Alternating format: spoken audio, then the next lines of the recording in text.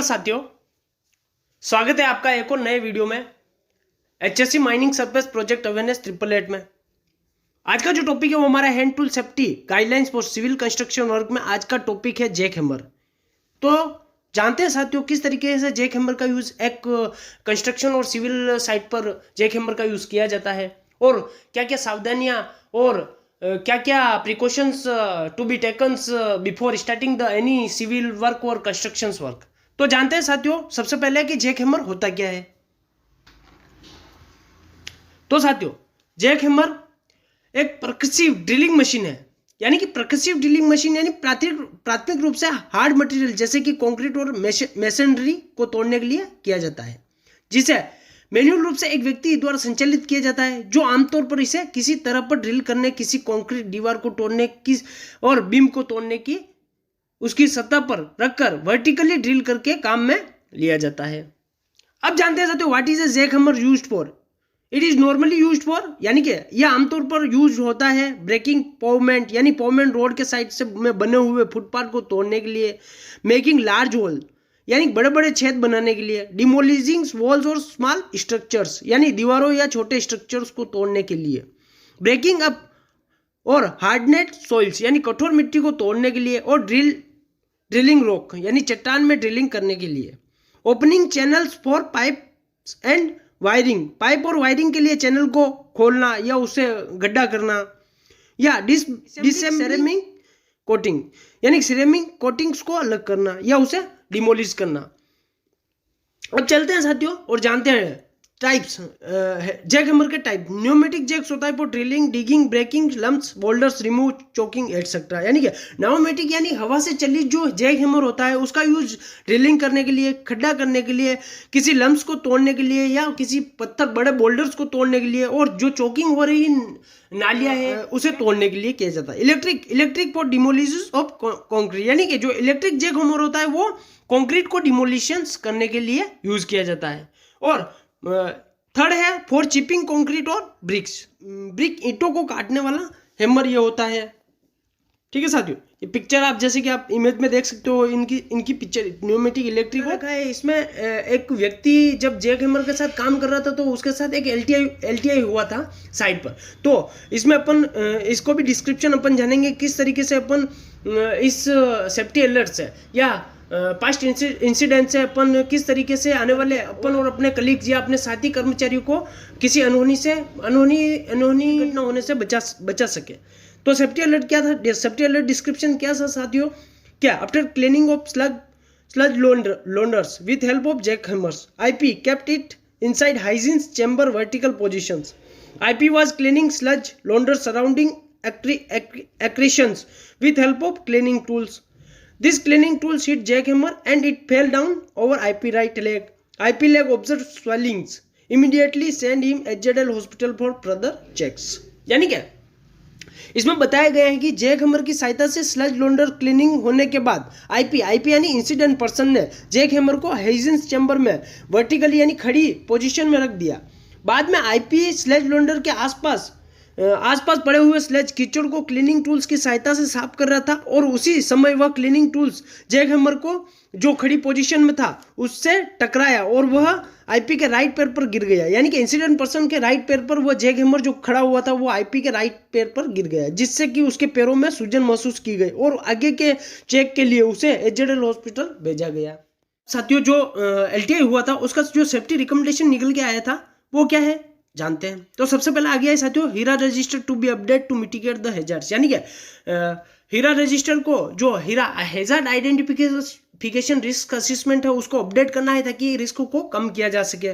Jack hammer safe handling to be incorporated in launder cleaning SOP and training to be given for the concern person, यानी कि launder cleaning SOP में jack hammer safe handling को भी शामिल किया जाना चाहिए, और जितने भी संबंधित व्यक्ति है और जो भी जैक हैमर ऑपरेटर है और जैक हैमर से संबंधित जितने भी कर्मचारी हो उनको उसके रिगार्डिंग उचित ट्रेनिंग की व्यवस्था करनी चाहिए।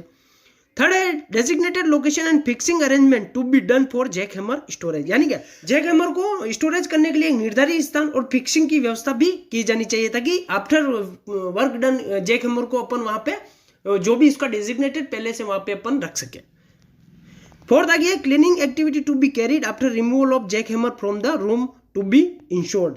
यानी क्या चाहिए, यानी कि जैक हैमर काम होने के बाद, जैक हैमर को हटाने के बाद ही अपने को कोई भी एक्टिविटी वापस चालू करनी चाहिए। फिफ्थ आ गया साथियों jack hammer hanging arrangement to be explored to eliminate the jack hammer falling. यानी क्या जैक हैमर गिरने की समस्या को खत्म करने के लिए जैक हैमर लटकाने की व्यवस्था का भी पता लगाया जाना चाहिए। यानी क्या जैक हैमर गिरे ना, इसलिए जैक हैमर को हैंगिंग करने के लिए एक डेजिग्नेटेड प्लेस अपने को तैयार करना है, ताकि जैक हैमर का यूज होने के बाद उसको वहां पे उस डेजिग्नेटेड प्लेस पे हैंग करके रख सके, ताकि किसी के ऊपर वह गिरे नहीं। 6 wheel trolley based jack hammer uses possibility to be explored. यानी कि wheel trolley based jack hammer का यूज भी अपन वहां पे कर सकते हैं। 7 है light weight jack hammer breaking tools for sledge cleaning to be explored. यानी कि स्लैब की सफाई के लिए हल्के वजन वाले जैक हैमर और ब्रेकिंग टूल की भी व्यवस्था की जानी चाहिए। अब चलते हैं टूल्स फॉर जैक हैमर। यानी क्या फर्स्ट आ गया है करने योग्य क्या काम है जैक हैमर के साथ, वो जानते हैं। Use proper socket as per the size of fasteners. यानी क्या फास्टनर होते हैं, जो जैक हैमर के फास्टनर होते हैं उसके आकार के अनुसार उचित सॉकेट का ही उपयोग करना चाहिए, ना कि ढीले ढाले हो। The right tool for the job and the right tools for the user. यानी कि कार्य के लिए और उपयोगकर्ता के लिए सही टूल्स का उपयोग करना चाहिए। थर्ड है disconnect tools when not using them before servicing and cleaning them and when changing accessories such as sockets etcetera. यानी क्या उपकरणों का उपयोग न करते समय, उनकी सर्विसिंग और सफाई करने से पहले और सॉकेट आदि जैसे सहायक उपकरण बदलते समय उन्हें डिस्कनेक्ट कर देना चाहिए, चाहे वह बैटरी ऑपरेटेड हो, चाहे वह इलेक्ट्रिक सोर्सेज ऑपरेटेड हो, उनको बंद कर देना चाहिए।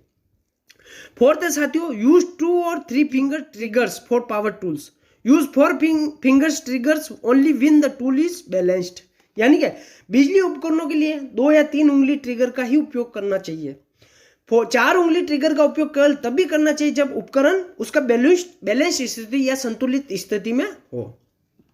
फिफ्थ है ensure supply sources is provided through 30 mA ELCB। यानी क्या यह भी सुनिश्चित करना है कि जो आपूर्ति स्रोत है या जो इलेक्ट्रिक सोर्सेज है वो 30 mA ELCB यानी कि अर्थ लीकेज सर्किट बॉक्स से सप्लाई हो के माध्यम से प्रदान की गई हो। 6 आ गया साथियों check battery status in case uses of battery operated MC।